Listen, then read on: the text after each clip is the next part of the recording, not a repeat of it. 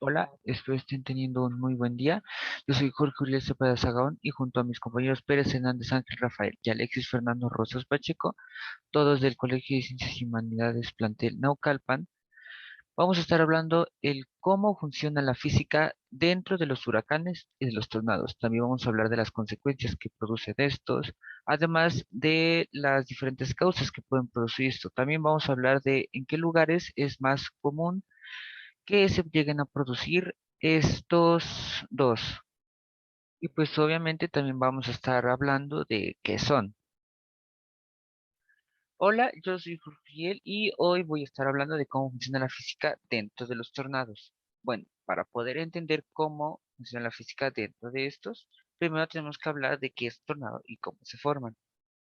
Bueno, pues un tornado es una columna de aire con alta velocidad angular cuyo extremo inferior está tocando la Tierra y el superior es una nave de cumulonimbus, o excepcionalmente más conocida como un tornado de Newton. En la base de cumulonimbus se trata del fenómeno atmosférico ciclónico de mayor densidad energética, que tiene muy poca extensión y por lo general no suele durar mucho.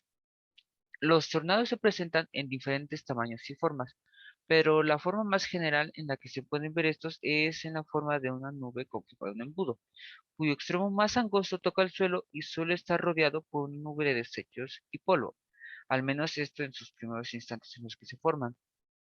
Y además de esto, la mayoría de los tornados cuentan con vientos que pueden llegar mínimo a los 65 y máximo a los 180 kilómetros por hora, además de que miden aproximadamente 75 metros de anchos y se trasladan por varios kilómetros hasta poder desaparecer. Los tornados más extremos que pueden tener vientos hasta de 400 kilómetros por hora o pueden medir hasta 2 kilómetros de ancho y permanecer tocando el suelo y desplazarse por unos 100 kilómetros por hora hasta que estos mismos desaparezcan. Bueno, estos se pueden formar ya sea por una corriente de aire fría y otra de aire caliente que choquen en una forma horizontal. Después se produce este encuentro en el aire caliente que debería estar por encima del frío. Quedan atrapados en un plano inferior y ocasionan que ambas corrientes fluyan en diferentes alturas de forma paralela y en direcciones opuestas, haciendo girar. A partir de ahí, la corriente de aire frío y seco desciende mientras la otra, que es más cálida, sube.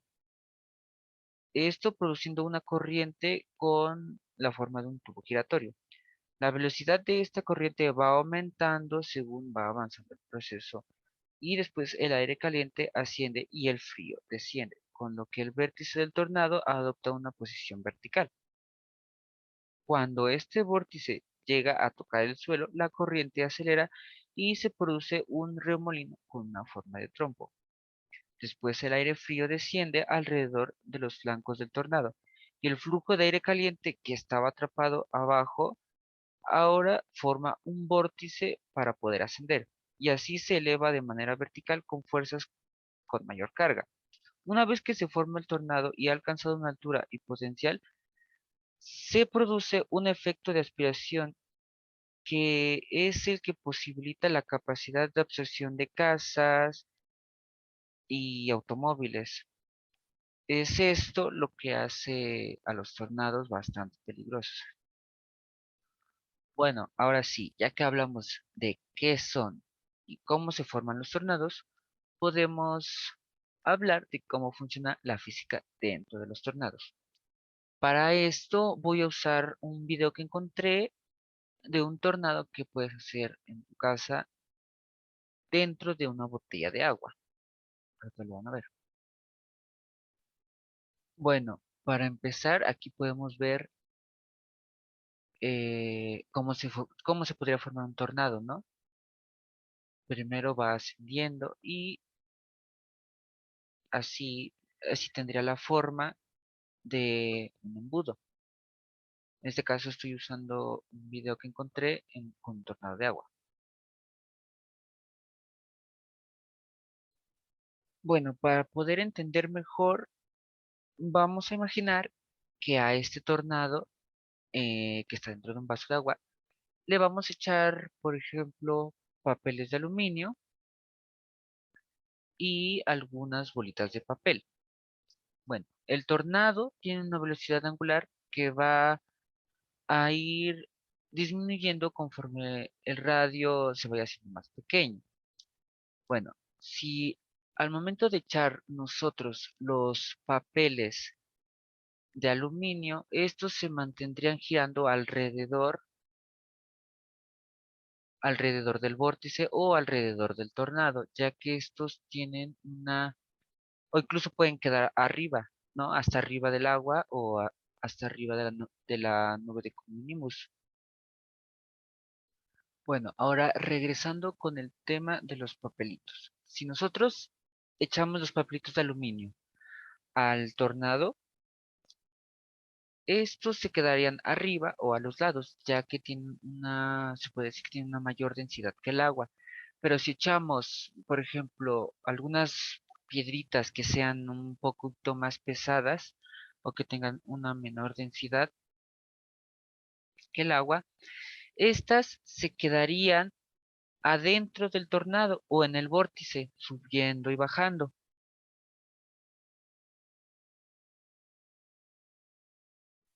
Y en este caso, si tenemos los papelitos o piedras que tengan mayor densidad que el agua, se quedarían en la pared interior del tornado. Estos, si se preguntan por qué se quedan o suben y bajan, esto se debe más que nada gracias a que la fuerza que hace que el tornado suba y a otras fuerzas que influyen hacen que estos papelitos puedan subir y bajar y que por ejemplo, los papelitos de aluminio se queden alrededor y no adentro.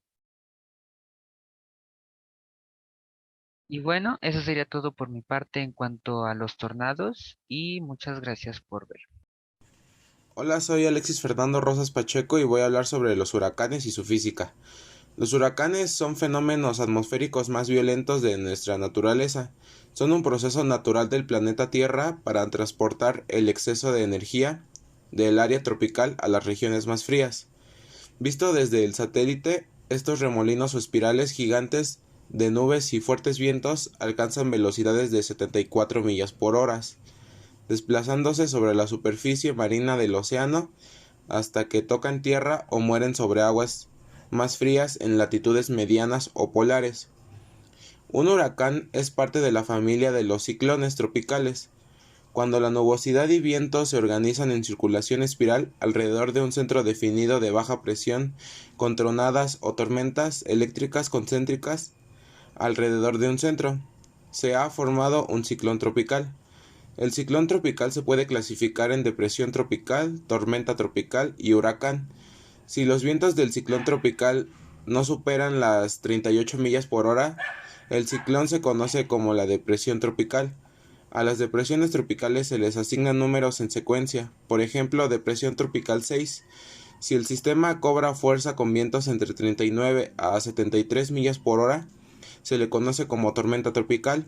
Al alcanzar categoría de tormenta tropical, se le asigna un nombre para identificarlo.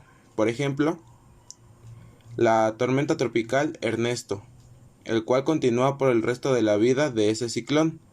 Cuando los vientos alcanzan 74 millas por hora o más y se observa un centro definido u ojo, entonces se ha formado un huracán.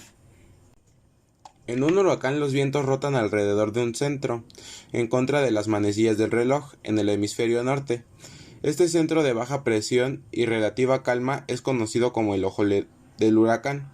En este ojo, donde no existen nubes, o al menos muy pocas, los vientos son leves y la presión atmosférica es mínima. Sin embargo, el ojo está rodeado por una región conocida como la pared del ojo, donde se encuentran los vientos y lluvias y tronadas más fuertes. Aquí es donde está localizado el mayor potencial de devastación del huracán. Bandas de nubosidad en forma de espiral rodean su centro hacia el exterior y pueden producir lluvias y vientos localmente fuertes que preceden a la llegada del huracán. Estas tronadas que se encuentran en las bandas del espiral son relativamente menos intensas que las que se encuentran en la pared del ojo. El movimiento de los huracanes está determinado por el flujo de vientos que predomina en la atmósfera en este momento dado. En el Atlántico, estos fenómenos se mueven dentro del sistema de alta presión de la Bermuda. De acuerdo a la intensidad y dirección de los vientos dentro de este sistema de alta presión, y fenómenos como vaguadas o frentes que pueden hacer desviar al sistema y tomar rumbo más hacia el norte, dependerá la trayectoria final que lleve el huracán. Determinar el flujo de vientos total de la baja, media y alta troposfera es crucial para el movimiento futuro de los huracanes.